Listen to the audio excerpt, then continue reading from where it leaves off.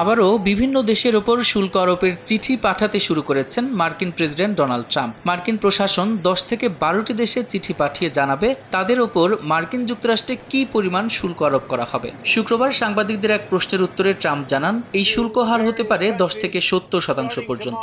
1 August থেকে যা কার্যকর হতে পারে বলেও ইঙ্গিত দিয়েছেন মার্কিন প্রেসিডেন্ট।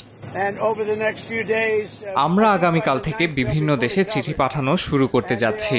আগামীকাল সম্ভবত 10 থেকে 12টি দেশে চিঠি পাঠানো হবে। আমার মনে হয় 9 তারিখের মধ্যে সব দেশেই পাঠানো শেষ হবে। এই শুল্কাহার হতে পারে 10 থেকে 70% পর্যন্ত। এর আগে গেল 2 এপ্রিল ট্রাম্প বিভিন্ন দেশের ওপর 10 থেকে 50% পর্যন্ত পাল্টাপাল্টি শুল্ক আরোপ করেন। পরবর্তীতে তিনি বেশিরভাগ দেশের জন্য শুল্ক হার 3 মাসের জন্য 10% নামিয়ে 9 জুলাই পর্যন্ত আলোচনার জন্য সময় বেঁধে দেন।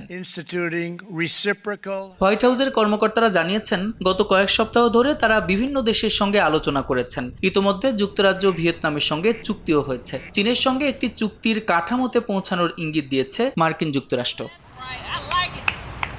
নির্ধারিত সময়ের আগে মার্কিন যুক্তরাষ্ট্রের সঙ্গে চুক্তিতে পৌঁছাতে ব্যর্থ হওয়া দেশগুলোর ওপর আবার শুল্ক আরোপ করবেন বলে বারবার হুমকি দিয়ে আসছেন ডোনাল্ড ট্রাম্প।